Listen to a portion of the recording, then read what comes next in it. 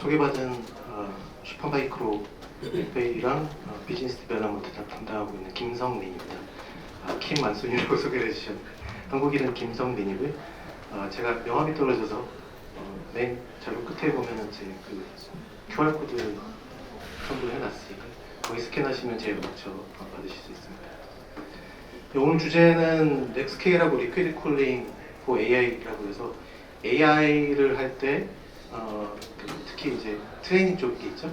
트레이닝 쪽으로 해서 어떻게 하면 좀 잘 설계를 하고 어떤 점을 고려해야 되는지 그리고 이거를 설계를 할 때 어떤 식으로 하면 좀 쉽게 할 수 있는지 좀 소개를 드리고자 합니다.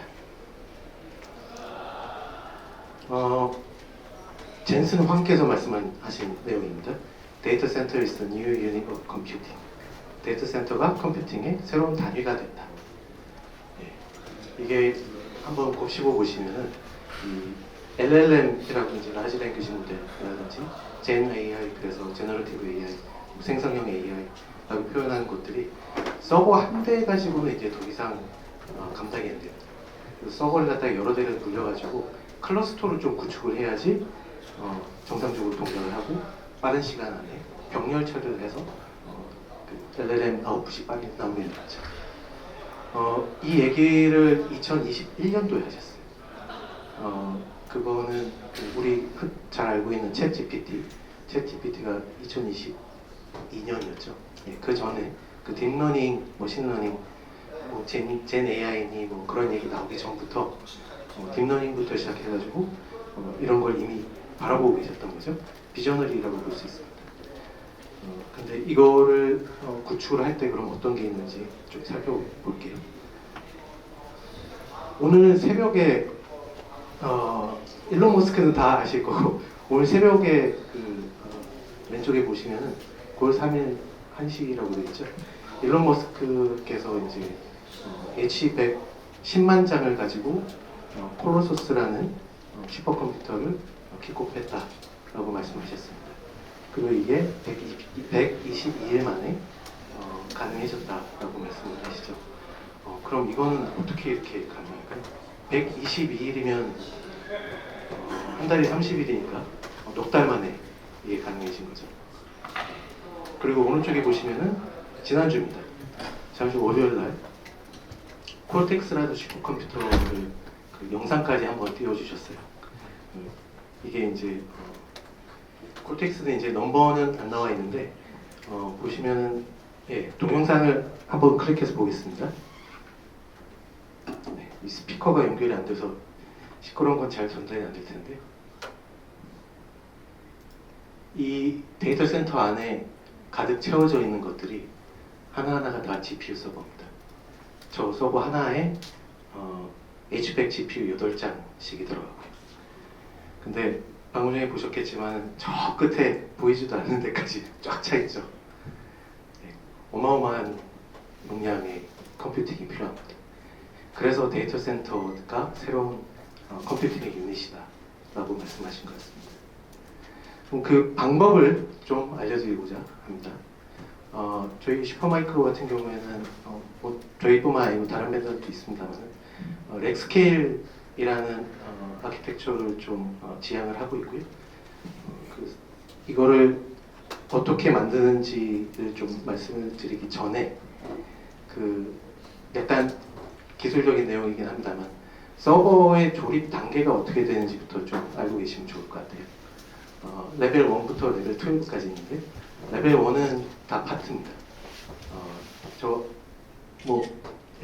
GPU니 뭐 샤시니, 백플레인, 네트워크 카드 그런 게 다 부품이 되겠죠. 부품 단계고요. 부품들을 다 조립을 해서 결국은 서버가 되는 건데 파란색으로 오른쪽에 보시면은 레벨 6라고 되어 있는 게 5번은 이제 마더보드입니다. 마더보드랑 샤시를 연결을 해가지고 해놓은 게 이제 우리가 흔히 얘기하는 베어본 컴퓨터라고 해요. 베어본 컴퓨터에다가 CPU, 메모리, SSD, GPU 다 얹으면은 레벨 9이 되겠습니다. 레벨 9이 비로소 완성된 하드웨어라고 보시면 되겠고요. 거기다가 이제 OS까지 설치를 하시면 레벨 10이 됩니다. 레벨 10이 있는 걸 갖다가 렉에다가 다 엮어주시면은 레벨 11이 됩니다. 렉 단위는 이제 레벨 11부터 시작되는 겁니다. 레벨 11을 갖다가 렉을 갖다가 여러 개를 연결하시면 레벨 12가 됩니다. 이때서부터는 진정한 이제 렉 스케일 아키텍처가 되겠죠. 감안해 주시고요. 심플합니다. 총 6단계로 진행이 된다고 보시면 되겠습니다. 이건 뭐 저희뿐만 아니고 다른 서버 회사도 다 마찬가지일 거고요. 처음에 이제 컨설팅부터 시작해가지고 5번까지가 실질적인 디플로이까지 단계고 디플로이 끝난 다음에 6번 단계가 이제 서포트 AS 부분이 되겠습니다. 하나씩 좀 들여다보면요. 일단 컨설팅을 받으시려면 연락을 주셔야겠죠. 저희 같은 서버 벤더 회사들한테 연락을 해주시면 되고요. 또는 SI 회사나 연락을 해주시면 되고 연락 주실 때 일단 프로젝트의 리퀘어먼트를 좀 말씀해 주시면 됩니다. 예를 들면 뭐 언제까지, 얼마나, 또는 어디에 설치되는지 등등을 말씀해 주시면 되고요. 그게 일단 어느 정도 디파인이 되면 디자인 단계에 들어갑니다. 여기서부터 이제 저희가 인볼브가 되겠죠. 저희가 이제 파워 버짓이라고 되어 있는데 파워 버짓이라는 건 이제 예를 들어서 데이터 센터가 1메가와트 데이터 센터라고 그러면요. 거기에 서버를 얼마나 넣을 수 있을까라는 게 되겠습니다. 거기서부터 시작해서 데이터 센터 자체에 이제 상면이라든지 공간 같은 게 필요하겠죠. 그쪽에 이제 레이어스를 어떻게 해야 되는지, 렉들 배치를 어떻게 해야지 좀 효율적일지 그런 걸 좀 감안해 주셔야 될 거고요. 어느 정도 끝나면은 Bill of Materials라고 그러는데요. 실제로 이제 상세한 서버들의 스펙, 렉들의 스펙, 네트워크 등등이 이제 들어가게 됩니다. 그리고 이게 그 규모가 크다 보니까 아무래도 이제 POC라고 불리는 그 Proof of Concept, 실증을 좀 거치시는 게 좋겠죠. 아까 보셨던 그런 큰 규모의 이제 렉 스케일로 가시기 전에 앞서서 아마 POC를 하시는 게 맞을 겁니다. 그런 거 이제 보통 원격으로 진행하는 경우가 많고요. 아니면은 그 시설팀에서 준비가 되신다고 그러면은 그걸 이제 감안해서 저희가 일부 파일럿 형태로 진행이 가능합니다. 그 다음에 이제 조립이 되겠습니다. CDU니 뭐 CDM이니 하는 뭐 아마 좀 생소한 용어가 있으실 수도 있는데 이 부분은 좀 나중에 설명을 드리겠고요. 리퀴드 쿨링 쪽에 쓰이는 용어입니다. 그 외에 이제 케이블링, 그리고 라벨링 등등이 들어갑니다. 케이블링하고 라벨링이 상당히 레이버 인텐시브한 작업들이 많습니다. 노동력이 상당히 많이 들어가는 부분이고요. 아까 그 컴퓨터에서도 클러스터에도 보셨겠지만 케이블들 상당히 많이 들어가고요. 거기 그 케이블들을 하나하나씩 다 포트 매핑하고 라벨 하나씩 붙이고 하는 게 엄청난 작업이 좀 들어가고요. 그 다음에 이제 그 외에 이제 엔비디아 또는 AMD, 인텔 같은 GPU 말고도 네트워크 스위치라든지 스토리지라든지 그런 서드 파티 컴포넌트까지 전부 다 이제 조립하는 단계가 되겠습니다.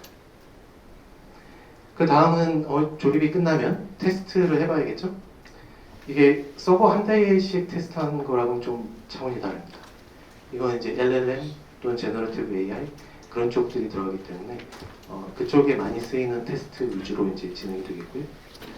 이거는 이제 전체적으로 좀 유기적으로 움직이는 부분들이 필요하고 이 단계에서 사실 불량 그 부품들이라든지 그런 게 많이 걸러지긴 합니다.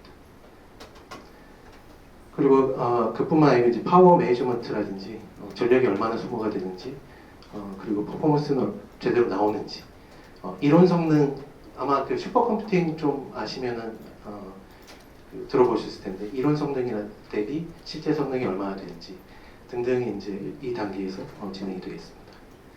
이게 다 끝나면 실제로 이제 디플로이가 됩니다. 실제로 설치가 되면은 뭐 여기 제일 처음에 나온 게 패킹하고 쉬핑이죠. 이 단계도 사실 좀 여러 가지 부분들이 들어갑니다. 왜냐하면 이게 장비가 넥 하나에 그 서버 4대씩 8개씩 들어가면은 수십억짜리 장비가 되게 되는 그 장비들을 이제 트럭으로 싣고 나간다, 뭐 비행기로 보낸다 하는데 중간에 뭐 충격을 받는지 안 받는지 그리고 얘가 뭐 기울어졌었는지 안 등등 여러 가지 요소들을 감안해 주셔야 되거든요. 그래서 그 부분도 예를 들면 이제 샥 센서라든지 그런 것까지 집어넣어서 shipping 진행하는 부분들이 있고요. 실제로 도착을 하면 이 아까 보셨던 렉들을 갖다가 언패킹을 하고 케이블을 갖다가 또 연결을 다 해주셔야겠죠. 여기서 이제 아까 처음에 그 조립 단계에서 보셨던 라벨들이 또 중요한 역할을 하게 되고요. 그 다음에 이제 SL 라벨링 등등이 이제 들어가게 되었습니다. 디플로이가 끝나면 다음 단계 이제 AS 부분이겠죠.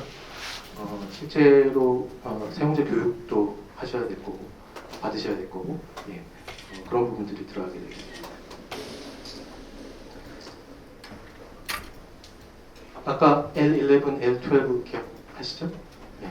L11이 이제 렉 단위라고 말씀드렸습니다. 렉 단위에서 할 수 있는 테스트가 있고 L12 클러스터 단위에서 할 수 있는 테스트들이 또 따로 있습니다. 그래서 왼쪽 하단에 보시면 이제 저희 그 샘플 리포트 같은 게 이제 출력이 되고요. GPU 테스트를 보통 많이 하시기 때문에 좀 말씀드리면 ML퍼프라든지 HPL, HPCG, 엔비디아 거긴 하지만 엔비퀄, 그 다음에 NCCL, RCCL, HCL. 그래서 NCCL은 N이니까 이제 엔비디아겠죠. RCCL은 AMD 용어입니다. ROCm Collective Communication Library라서 RCL이라고 부르고요. 그리고 이제 히클, HCCL은 인텔 가우디 쪽에서 쓰이는 용어입니다. 이런 여러 가지 테스트들을 다 진행을 하게 됩니다. 쉽죠? 네, 쉽습니다. 네. 그러면 이 렉스케일 솔루션들이 있는데 여기서 이제 점점 그 CPU라든지 GPU들의 TDP, 그 와티지죠? 전력 소모가 계속 높아집니다. H100이 아마 제일 익숙하실 텐데요. H100이 한 700W 정도인데 H100도 리퀴드 쿨링으로 가게 되면 1000W까지 가능합니다. 그리고 1000W뿐만이 아니고 이 다음 세대죠. 블랙벨 같은 경우에 이제 정확하게 스펙은 안 나와 있습니다만 TDP 스펙이 1200 정도라고 봐주시면 될 것 같습니다. 근데 1200이라는 GPU가 두 개 들어가고 GB200이라고 들어보셨을 거예요. 그레이스 블랙벨. GB200이라는 거는 그레이스 CPU 하나에 그레이스 블랙벨 두 개가 들어가는 걔가 이제 2700W 정도가 먹게 됩니다. 근데 여기 제가 헤어드라이기 하나 집어넣었는데 헤어드라이기 하나가 한 1500W 정도 전력 소모를 하거든요. 근데 제가 HGX H100, 즉 H100 8장짜리 모듈이 들어간 게 그걸로 따지면은 헤어드라이기 8개가 이 정도 되는 공간에 다 들어가 있다고 생각하시면 돼요. 어마어마한 전력 소모량이겠죠. 예. GPU뿐만이 아닙니다.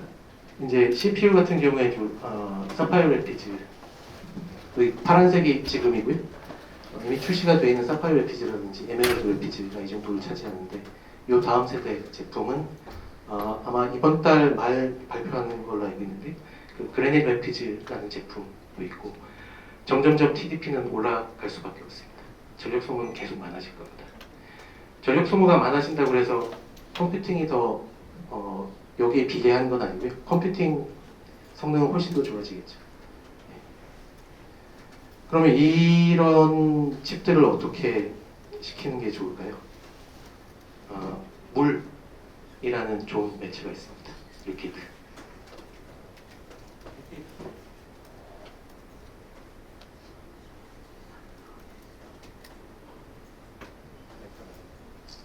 네, 물 같은 경우에 지금 물 한 방울하고 에어라고 되어 있는 저게 이제 64개인데요. 안 세보셔야 됩니다. 7 곱하기 4, 64개인데 거의 60배 가까운 물이 있습니다. 물을 쓰게 되면은 전력 소모량도 훨씬 더 줄이죠. 뿐만이 아니고 성능도 좋아집니다. 성능이 좋아지는 게 에어쿨링 같은 경우에는 계속 쓰시다 보면은 스로틀링이라는 단어 아마 들어보셨는지 어느 정도 피크 성능치로 계속 하다 보면은 우리는 한계가 있습니다.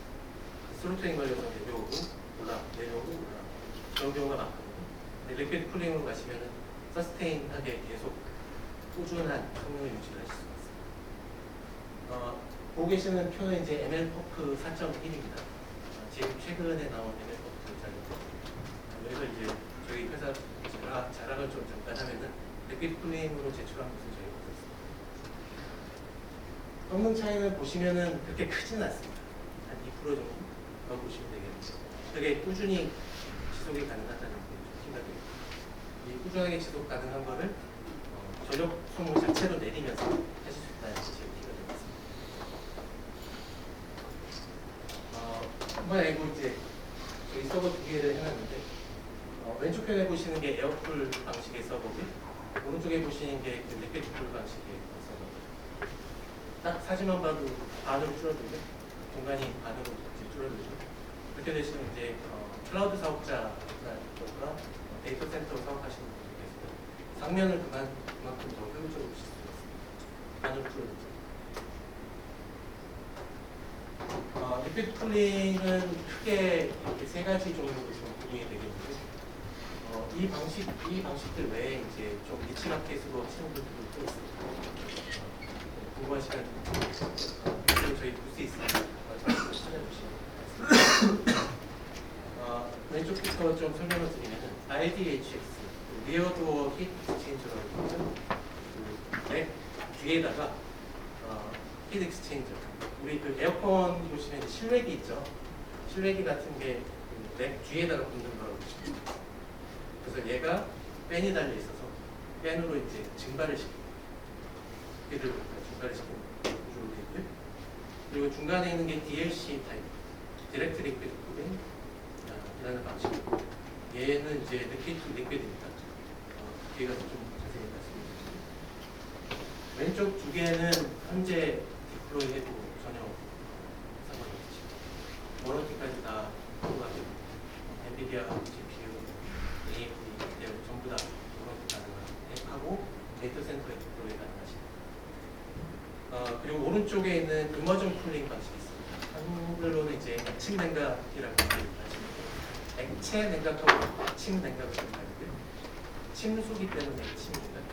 서버 자체를 갖다가 이제 탱크 안에다가 집어넣는 방식이고 이게 이제 한국에서 언론에서 많이 소개가 되고 있는 방식인데 유일한 단점은 워런티가 엔비디아 GPU 같은 경우에 이제 워런티를 제공해 주지 않습니다. 뿐만 아니고 AMD 인텔 다 마찬가지입니다. 그래서 저희 회사에서 보고 있는 관점은 지금은 POC 정도가 맞다고 생각합니다. 개발은 저희도 하고 있습니다만 아직까지 프로덕션 레디 스테이지가 아니고 판단하고 있습니다. 하나씩 좀 들어가 보면요. RDHX 방식은 이제 액티브 리어도어라든지 실드 도어라는 표현이 있습니다. 이건 이제 파트너사의 용어마다 좀 다르긴 한데 여기 보시는 것처럼 오른쪽에 있는 게 서버렉이고요. 왼쪽 편에 있는 게 뺀 달린 거 보이시죠? 그게 이제 RDHX.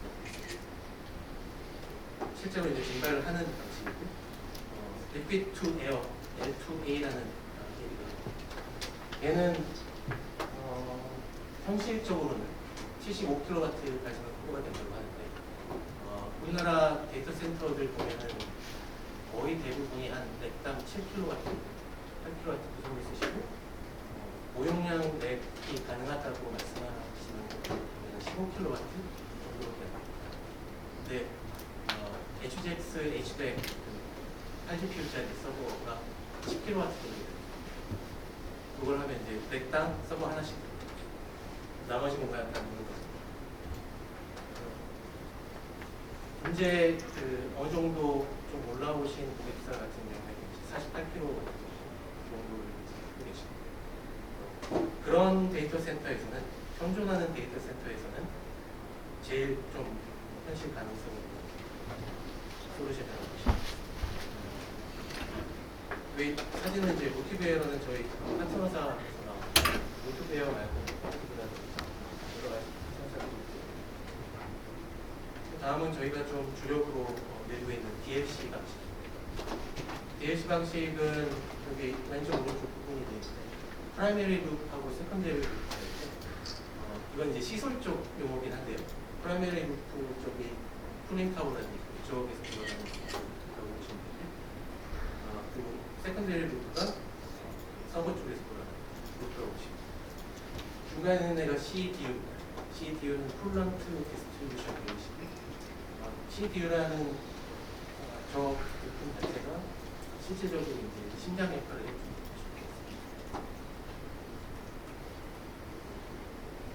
키 컴포넌트는 이렇게 되어 있습니다.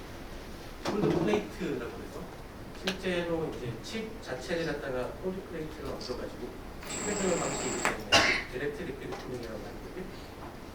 콜드 플레이트라는 기술이 있고, 그다음에 CDU라는 기법이 있고, 또 CDM, 따라오는 따지면 이게 혈관이 되겠습니다. 실제로 쿨런트를 순환시켜주는 혈관 같은 역할이라고 보시면 되고요. 그 다음에 호스키트가 있습니다. 호스키트가 실질적으로 이제 데이터 센터 시설 쪽에 연결이 되는 상황이라고 보시면 됩니다. 마지막으로 이제 이머전 쿨링이 있는데요. 저희도 이머전 쿨링이 가능은 합니다. 보시는 건 이제 그 KDDI라는 일본 통신 회사가 그 ITR, 대만에 있는 연구기도 아니고 한국의 애트리라는 공연을 하고 있습니다. 거기서 이제 화물 컨테이너 안에 컴퓨터 쿨링 탱크랑 프론트를 집어넣은 테스트했던 케이스가 있고, 유튜브 링크를 뜯어가시면 실질적으로 동작하시는 겁니다. 저희뿐만 아니고 뭐 인텔, 엔비디아, GRC 다 같이 협업해서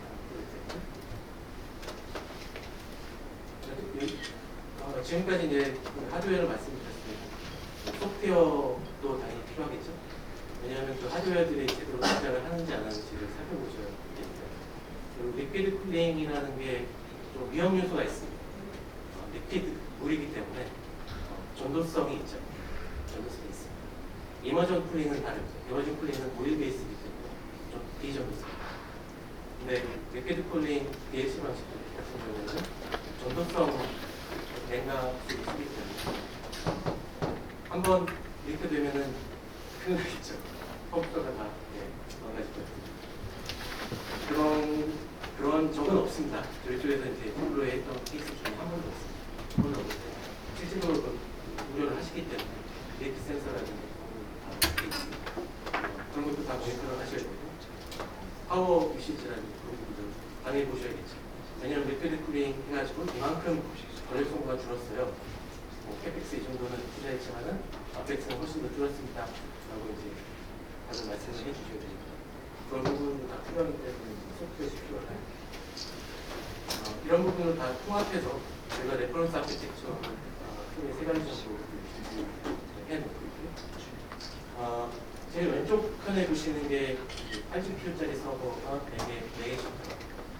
아까 80kW 서버 10kW 정도로 40kW 정도 한좋은 데이터 센터에서 전기 공사만 좀 해주시면 아까 보셨던 롯데교회나 롯데 같은 파트너사에 리어도 히트 시스템을 들어가시고 디플로이가 가능하시고요. 중간에 보시는 DLC 냉각 방식이 아까 누런 모습들에서 보여주신 비디오에서 보셨던 그런 방식입니다. 그리고 맨 오른쪽에 보시는 부분이 GH200이라는 게 있는데요. GH200은 그레이스 포퍼 200이고요. 그레이스라는 CPU 하나랑 포퍼라는 CPU 하나 이게 슈퍼칩이라고 표현하는데 서버 하나에 두 개가 밑에 층에 저희 또 방문해 주시면 심을 보실 수 있습니다. 그걸로도 저희가 준비하고 있습니다. 그래서 그레이스 포퍼 200 같은 경우에는 우리나라 일본의 슈퍼컴퓨터에 들어가 있습니다.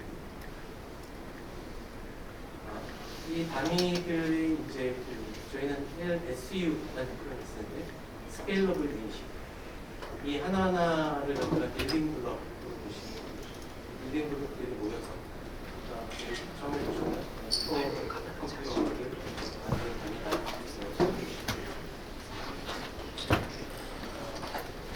어쨌든지 엔비디아한테 얘기했으니까 이제 다른 데를 AMD MI300X도 엔비디아랑 마찬가지로 수냉식이 가능하고 수냉식 아니고 에어쿨 방식도 가능합니다.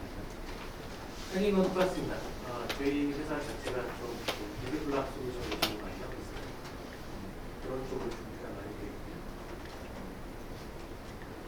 인텔, 제 전공 직장이긴 한데 인텔 중에 가우디도 저희 슈퍼마이크로는 가우디 1, 2, 3 다 준비를 하고 있고요. 가우디 3 같은 경우에는 이제 출시가 되어 있습니다. 아마 이번 달 말에 출시가 되겠습니다. 그리고 여기까지가 이제 트레이닝 쪽이었다면 저희 맨 밑에 하단에 보시면 인퍼런스 쪽 엑스터널 꽤 많죠. 한국의 이제 3사, 회사 사표 이건 이제 회사 설립순으로 나열이 되고 그중에 이제 사표노 미델리온은 이제 합병활동을 나타내죠. 이것도 저희가 프로그램을 하고 있고 그룹이라든지 텐스토렌트라는 회사를 있고요. 그리고 저희는 그 CPU 쪽에 이제 암페어라는 암 CPU 쪽을 준비하고 있습니다. 암 쪽이 아무래도 일반 엑스타비티가는 허브세이링 쪽에서 준비하시면 그래서 이제 인디아 그레이스라는 CPU를 만들었는데 그쪽도 저희가 준비하고 저희 회사 자체가 오픈 하드웨어 플랫폼을 지향한 저희는 소프트웨어 회사는 아니고 소프트웨어는 이제 하드웨어 관리하는 쪽으로만 봐주시면 돼요.